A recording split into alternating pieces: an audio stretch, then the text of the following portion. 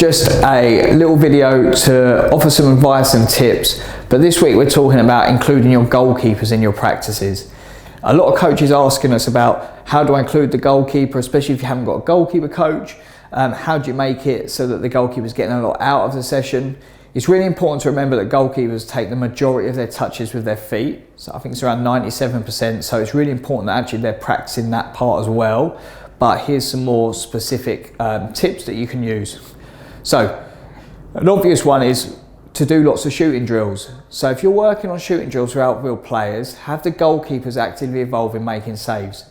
This can include lots of different situations, and that's where it's important to adjust your practices for the goalkeepers. So have one-on-one situations, have finishing drills from in and around the box, and also have lots of small-sided games where the goalkeeper's tested in more of a game-like scenario. Another thing you can do to include and challenge your goalkeepers during practices is make sure that, especially in the games, they've always got a focus on what they are doing. So if you're doing a game on counter-attacking and trying to counter-attack quickly, that should be the goalkeeper's focus as well. When the goalkeeper gets the ball, can you set up the counter-attack by finding your best furthest forward pass or playing to your defender's back foot so that they can play forward? Another way you can integrate your goalkeepers into training is do a practice where only the goalkeepers can talk. So if you're playing small-sided matches, only the goalkeeper can talk. This is really going to help them work on their communication to the team, and the goalkeeper can see the whole picture. So it is vital that they learn to communicate with the team because they can see everything all the time, get them communicating and help them with what they're trying to communicate to players. As mentioned before, goalkeepers do a lot of their touches with their feet. So when you are doing passing practices or possession practices, make sure that they're involved in those because this will really help with their distribution skills.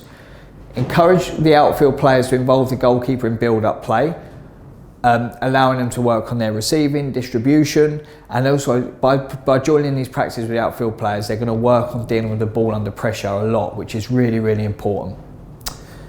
You can also work with your goalkeepers on defensive shape and pressing. So whenever you do defensive shape or pressing practices, make sure your goalkeeper is involved in these and in a position that they can organise a defensive line. So you might still use them as an outfield player, but more of a defensive player that can see everything in front of them and talk to the players. You can then teach them how to communicate effectively, but you're also working with them then on, are they reading the game as well? So when the ball turns over, are they reading the game? Are they seeing everything that's going on? Something we don't always do enough with goalkeepers is crossing and practices that give them some aerial duels. So a lot of this is changing and adapting your practices that you're using for your outfield players and making sure the goalkeeper is getting to do a variety of different things that they will encounter during a game. So these practices need to involve the goalkeeper coming off the line to deal with crosses.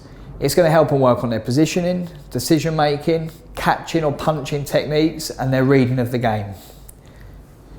Another thing to concentrate on with your goalkeepers is transition moments, especially from attack to defence and obviously defence to attack. So include all your goalkeepers in quick counter-attacking scenarios. If the goalkeeper saves the ball, they should always have a target to play to.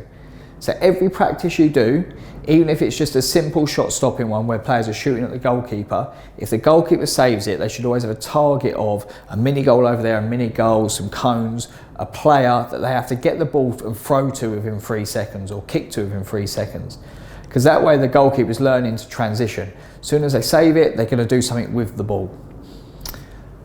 Another area that you can include goalkeepers in your practice is in set pieces, both defensively and attacking. If you're doing defending set pieces or you're letting players take free kicks, let the goalkeeper organise a wall, let the goalkeeper organise a defence. Don't always make it rush for players to just keep smashing balls in. Give the goalkeeper time to get things organised and see what's going on in front of them.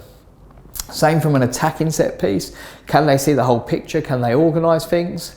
And also goalkeepers should be watching about forward transition. So if they're working on, we've got a corner, is our defence organised in case we lose the ball? Your goalkeeper can see that picture.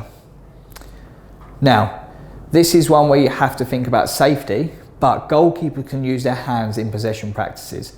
So if you are doing a passing practice or a 4v4 possession game, The goalkeepers can pick the ball up as long as they can throw it within 2 seconds. What you'll now get is goalkeepers, if a pass is played that they can intercept, they'll go down to make quick saves. So they're practicing all their handling stuff within this practice, as well as quick transition as well. They might even be able to go 1v1 at players who take a bad touch out their feet, but just like I said, always remember to make sure that it's safe. So there's lots and lots of information here about how you can incorporate your goalkeepers into your practice, especially when you haven't got a goalkeeper coach, but making it beneficial for them as well.